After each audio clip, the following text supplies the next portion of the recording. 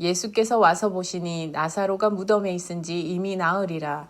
베다니는 예루살렘에서 가깝기가 한 오리쯤 되매 많은 유대인이 마르다와 마리아에게 그 오라비의 일로 위문하러 왔더니 마르다는 예수께서 오신다는 말을 듣고 곧 나가 맞이하되 마리아는 집에 앉았더라. 마르다가 예수께 여짜오되 주께서 여기 계셨더라면 내 오라버니가 죽지 아니하였겠나이다. 그러나 나는 이제라도 주께서 무엇이든지 하나님께 구하시는 것을 하나님이 주실 줄을 아나이다. 예수께서 이르시되 내 오라비가 다시 살아나리라. 마르다가 이르되 마지막 날 부활 때에는 다시 살아날 줄을 내가 아나이다. 예수께서 이르시되 나는 부활이요 생명이니 나를 믿는 자는 죽어도 살겠고 무릇 살아서 나를 믿는 자는 영원히 죽지 아니하리니 이것을 내가 믿느냐. 이르되 주여 그러하외다. 주는 그리스도시요 세상에 오시는 하나님의 아들이신 줄 내가 믿나이다. 아멘. 마르다의 믿음이라는 제목으로 오늘 말씀 보도록 하겠습니다. 예수님께서 예루살렘 근처 베다니 마을에 도착하셨습니다. 예수님께서 도착하셨을 때는 이미 나사로가 무덤에 있은지 나흘째라고 하였습니다. 많은 유대인들이 마르다와 마리아에게 그 오라버니 일로 위문을 하러 왔다 하였습니다. 슬픔을 당한 가정을 위로하는 것은 예나 지금이나 지극히 예의 있는 행동으로서 당연시되어 오는 일이라 할 수 있겠습니다. 당시 유대인들도 마르다와 마리아의 집에 와서 함께 곡을 하며 슬퍼해주는 사람들이 많았다 기록하고 있습니다. 나흘째까지 그들은 마르다와 마리아와 함께하며 그들을 위로하여 주었습니다.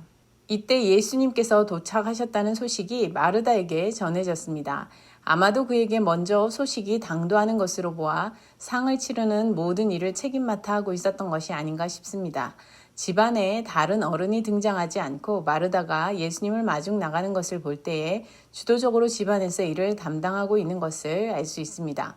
마르다는 책임감 있고 적극적으로 자신의 일을 찾아 가정의 일을 꾸려가고 있는 모습을 볼 수 있습니다. 누구라도 자기가 속해 있는 곳에 첫째가 된다는 개념은 이러한 책임과 봉사가 따르는 것을 의미합니다. 주도적으로 감당해야 할 일들을 찾아서 하는 것이 중요한 것이지요. 이렇게 주도적으로 일을 맡아서 하는 사람을 통해 많은 일들이 척척 진행되고 또 어떤 공동체나 단체가 세워져 가는 것을 우리는 볼 수 있습니다. 우리 한국교회도 마찬가지였을 것입니다. 그렇다고 마르다가 혼자서만 일을 감당한다면 금세 지쳐버렸겠지요. 누가복음 10장에 보면 마르다가 예수님을 대접하려고 혼자 요리하고 준비하다가 지쳐버려 마리아를 향해 고운 말이 안 나오는 것을 볼 수 있지 않습니까? 그 짜증을 예수님께 하소연을 하듯이 하니 예수님께서 일을 좀 줄여서 하라고 하시지요. 주도적으로 하는 것은 당연히 필요하지만 열심히만 한다고 좋지만도 않다는 것입니다. 서로를 받아들일 수 있을 만큼 또 서로를 배려하는 열심과 무엇보다 진리를 좇는 내용이 필요한 것이지요. 그렇지만 마르다가 가정에서 주도적으로 일을 감당하는 것을 칭찬하지 않을 수 없습니다. 이러한 마르다를 더욱 높여볼 만한 것은 예수님을 믿는 믿음이 있었다는 것입니다. 마르다가 예수님을 마중하러 가서 예수님을 조마조마 기다리던 때의 마음이 다시 올라옵니다. 그리고 푸념이 약간 담겨 있으면서도 믿음의 말을 하는 것을 볼 수 있습니다. 예수님께서 여기에 계셨더라면 우리 오빠가 죽지 않았을 거예요. 하지만 예수님께서 지금이라도 무엇이든 하나님께 구하면 하나님께서 주실 것을 압니다. 이렇게 말을 합니다. 무슨 말입니까? 예수님 정말 많이 기다리고 애타게 기다렸어요. 예수님께서 계셨다면 우리 오빠는 당연히 지금 살아있을 텐데 말이에요. 예수님께서 계셨다면 오빠를 치유해 주셨을 것을 믿는 고백의 말입니다. 예수님께서 치유와 회복과 구원의 주님이심을 고백하는 것이죠. 죽을 위기였더라도 예수님께서는 회복해 하실 수 있는 분이시라는 겁니다. 또 그리 아니하셨을지라도 믿음을 버리지 않고 있는 그 믿음을 볼 수 있습니다. 예수님께서는 지금 나사로가 죽은 후에 오셨지만 그는 여전히 믿음을 갖고 있는 것입니다. 굉장한 믿음이죠. 죽을 위기, 마지막 순간에라도 주님이 도우실 수 있다는 믿음은 참 소중한 것입니다. 주님과 함께 한다면 어떠한 위기라도 극복될 수 있음을 믿는 것이죠. 또 그리 아니하셨을지라도 마르다에게 그 믿음은 변함없이 가지고 있으니 이 얼마나 소중한 일입니까? 우리는 그리 아니하시면 일단 믿음을 저버리기 쉽지 않습니까? 해결되지 않은 문제를 만나면 우리는 믿음에서 방황하게 되는 경우들이 많습니다. 그러나 마르다는 그리 아니하셨을지라도 예수님은 치유와 구원의 주님이십니다 하고 고백하는 것입니다. 하지만 거기에 약간의 푸념도 있다 하겠습니다. 그런데 왜 이제 오셨냐는 거죠. 너무 안타깝다는 말입니다. 하지만 예수님께서 이제라도 구하여 주시는 것을 하나님께서 주실 줄을 믿어요 라는 말은 또 무슨 말이겠습니까? 이제 오빠를 더 이상 볼 수가 없어 너무 슬픈데 지금이라도 와주셔서 감사한데 슬픈 가운데 있는 우리를 위해 간구해 달라는 그러한 말입니다. 하나님께서 언제나 주님의 기도를 들어주시잖아요. 이런 의미가 담겨 있다 할 수 있겠습니다. 마르다의 말 중에 무엇이든지 구하는 대로 하나님께서 주실 줄 믿는다는 표현은 예수님의 엄마 마리아가 가나의 혼인잔치 때에 하인들에게 너에게 무슨 말씀을 하시든지 그대로 하라던 말씀을 생각나게 합니다. 예수님께서는 말씀하시는 대로 이루어 주실 것을 믿고 있는 믿음의 말인 것이죠. 또 천사가 마리아에게 나타나 성령으로 잉태하여 아들을 낳을 것이라 하였을 때에도 마리아가 하나님의 말씀대로 이루어지리이다 이렇게 믿음의 고백을 하지 않았습니까? 마르다의 이 말도 무엇이든지 말씀대로 이루어질 줄 믿습니다. 이렇게 믿음의 말을 하는 것입니다. 이러한 마르다의 말에서 예수님에 대한 믿음이 잘 드러나고 있다 하겠습니다. 그런데 예수님께서는 이러한 믿음의 말에도 불구하고 더 큰 믿음으로 이끌어 주시고자 하십니다. 내 오라비가 살아나리라. 그러자 마르다가 대답합니다. 네, 마지막 때에 부활 때에는 오빠가 다시 살아날 줄 내가 믿습니다. 이렇게 대답하지요.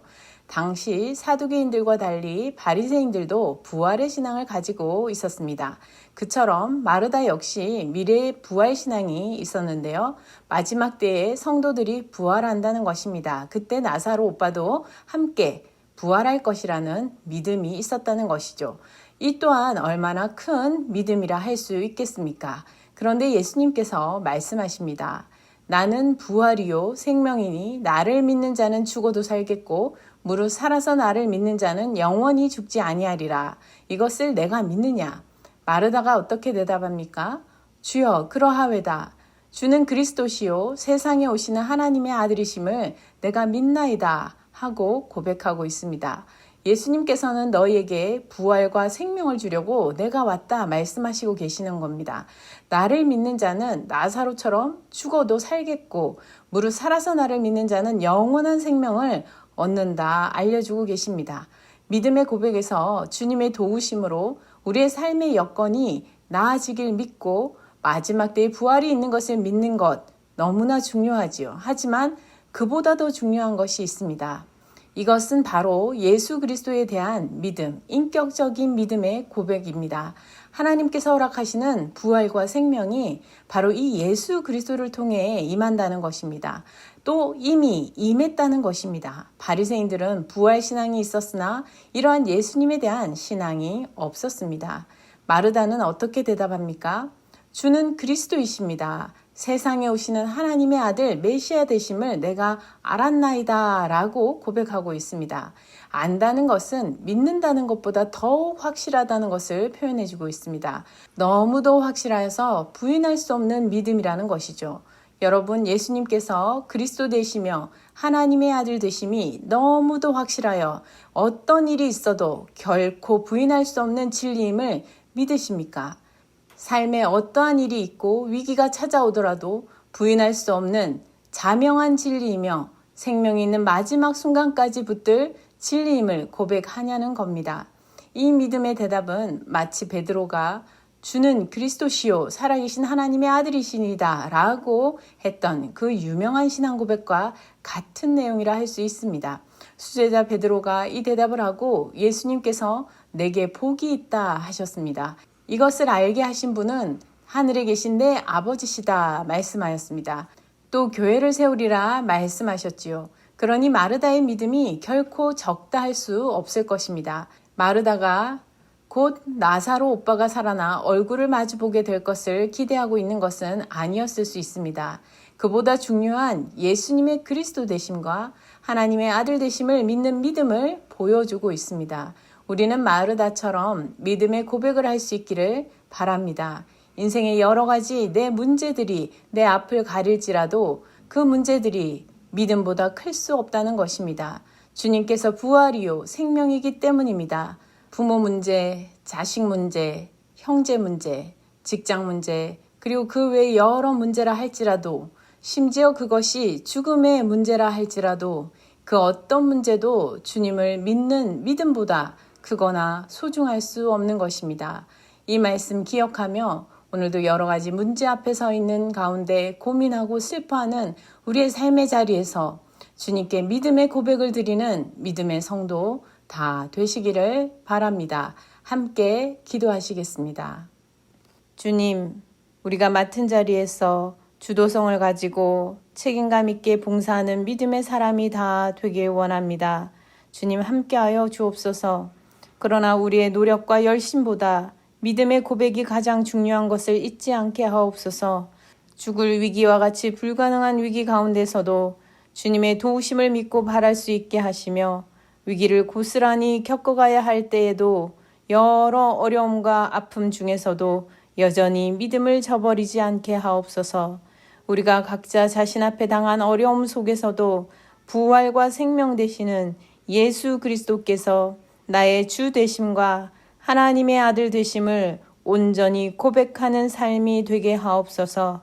코로나 위기 가운데서도 가정과 교회와 나라를 지켜보아여 주옵소서. 주님께서 새 생명 허락하여 주셔서 부활의 기쁨 가득하게 하여 주옵소서. 예수 그리스도 이름으로 기도드립니다. 아멘.